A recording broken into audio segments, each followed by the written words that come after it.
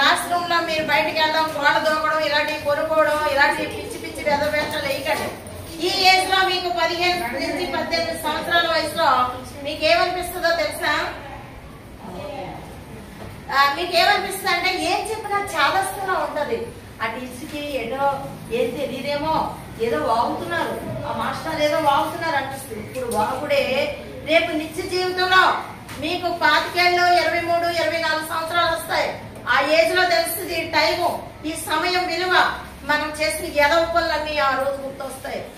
నీతో ఉన్నవాడు ఒకడు బాగా మంచి మెరిట్ లో ఉంటాడా, ఉన్నతమైన స్థాయిలో స్థిరపడతాడు వాడు. కానీ నేనేమో ఉదాహరణ నేనే అనుకుందాం, నాయే చెడ్డ గుణాలు అనుకుందాం. మీరు ఏడవకండి, నన్నే పోల్చుకుంటున్నాను, నేను రోడ్డుని తిరగాలి. ఆ టైంలో ఆడు ఒక అఫీషియల్ గా ఒక వెహికల్ వెళ్ళి ఆఫీషియల్ గా ఉద్యోగం చేస్తాడు. ఆడి దగ్గర ఆడికి చదువు చెప్పిన వాళ్ళు కూడా ఆడికి వెళ్ళి దండం పెట్టే పరిస్థితులు వస్తాయి. అర్థమైందా? కాబట్టి నేను దయచేసి ఈ వయసులో ఈ నూనెగా మీసాలు అంటారు, సైకాలజీగా వస్తుంది మనకి. అప్పుడు ఏదో హీరోయిజం, మీసాలు తిప్పడం, ఫుల్ ప్యాంట్లు వేయడం, షర్ట్లు వేయడం, ఇన్షర్ట్ చేయడం, షూ వేయడం ఉంటుంది హీరో వాడు. మన డ్రెస్ లో హీరోయిజం ఉండదు. మన ప్రవర్తన, మన స్థాయి నిలబెట్టుకున్న రోజే నిజమైన హీరో అవుతాడు. హీరో అంటే సినిమాలో హీరో, హీరోయిన్లు కాదు. ఎవడి మీద డిపెండ్ అవ్వకుండా నిజమైన అభివృద్ధి ఎప్పుడు చెందుతుంది? ఎప్పుడు భారతదేశం అభివృద్ధి చెందుతూ ఉన్న దేశమే.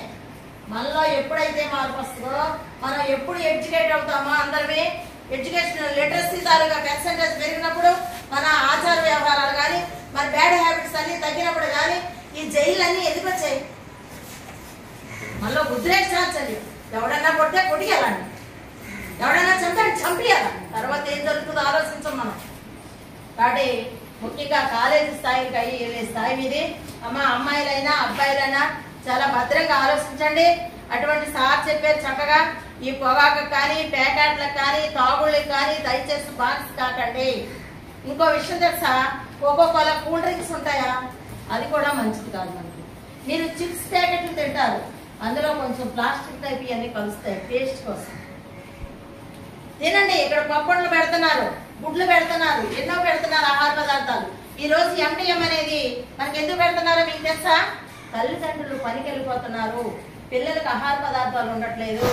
ఆ ఉద్దేశంతో పెడితే మనం ఏం చేస్తున్నాం? ఇక్కడ పెట్టించుకోవడం, ఏదో నచ్చితే తినడం, ఇద్దరు ముగ్గురు ఒకే కంచంలో తినడం, నీ జబ్బు నాకు, నా జబ్బు నీకు, కంచం తెచ్చుకోవడంలో తప్ప